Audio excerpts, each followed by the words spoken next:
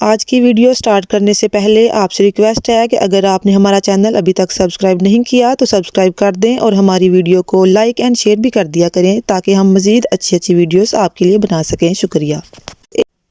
کسی گاؤں میں ایک تاجر رہتا تھا۔ وہ پیسے کمانے کے لیے نمک کی تجارت کرتا تھا۔ اس کے پاس ایک گدھا بھی تھا۔ وہ گدھے پر نمک کے تھیلے لادتا اور بازار لے کر جاتا تھا۔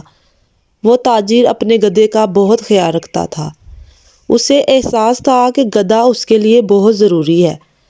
تاجر اس کے رہن سہن کا بہت خیال رکھتا۔ گدھا بہت طاقتور تھا۔ تاجر گدھے پر نمک کے تھیلے لادتا اور بیچنے کے لیے روز بازار لے کر جاتا، لیکن گدھا بہت سست تھا۔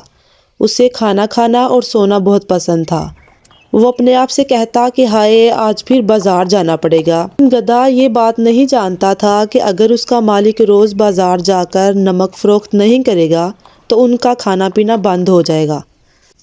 ایک دن تاجر اپنے گدھے پر نمک کے تھیلے لاد کر بازار لے جا رہا تھا۔ ابھی وہ کچھ آگے ہی گئے تھے کہ راستے میں ایک دریا آیا۔ دریا کو پار کرنے کے دوران گدھے کا پاؤں پھسلا اور وہ پانی میں گر گیا۔ تاجر بہت پریشان ہوا کیونکہ اس کا سارا نمک پانی میں بہہ چکا تھا۔ جب گدھا باہر آیا تو اسے محسوس ہوا کہ اس کا بوجھ ہلکا ہو چکا ہے۔ پریشان تاجر گدھے کو واپس گھر لے گیا۔ اگلے دن تاجر گدھے پر نمک کے تھیلے لاد کر بازار کی طرف روانہ ہوا۔ دریا پار کرنے کے لیے پل پر سے گزرا تو اسے کل والا واقعہ یاد آ گیا اور وہ جان بوجھ کر پھسل کر پانی میں گر گیا۔ تاجر بہت پریشان ہوا، لیکن اب تاجر کو اپنے سست گدھے کی سازش سمجھ آ گئی تھی۔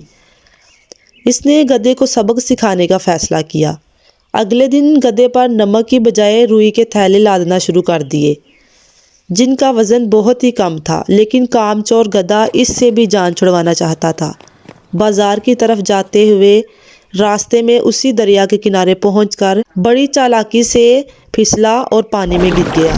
گدھا جب پانی سے باہر نکل رہا تھا تو اسے بوجھ کم ہونے کی بجائے زیادہ محسوس ہونے لگا۔ گدھا بہت پریشان ہوا کہ یہ کیا ہو رہا ہے۔ تاجر گدھے کی حالت دیکھ کر ہنسنے لگا اور کہا، تم نے کام سے بچنے کے لیے طریقہ تو ڈھونڈ لیا تھا، لیکن زیادہ دیر دھوکہ نہیں دے سکتے تھے۔ گدھا بہت زیادہ شرمندہ ہوا، لیکن تاجر بہت رحم دل تھا۔ اس نے اپنے گدھے کو معاف کر دیا۔ پیارے بچوں، اس کہانی سے ہمیں یہ سبق ملتا ہے کہ اپنے سکون کے لیے ہمیں کسی دوسرے کا نقصان نہیں کرنا چاہیے، کیونکہ وہی نقصان کسی دن ہمارے حصے بھی آ سکتا ہے۔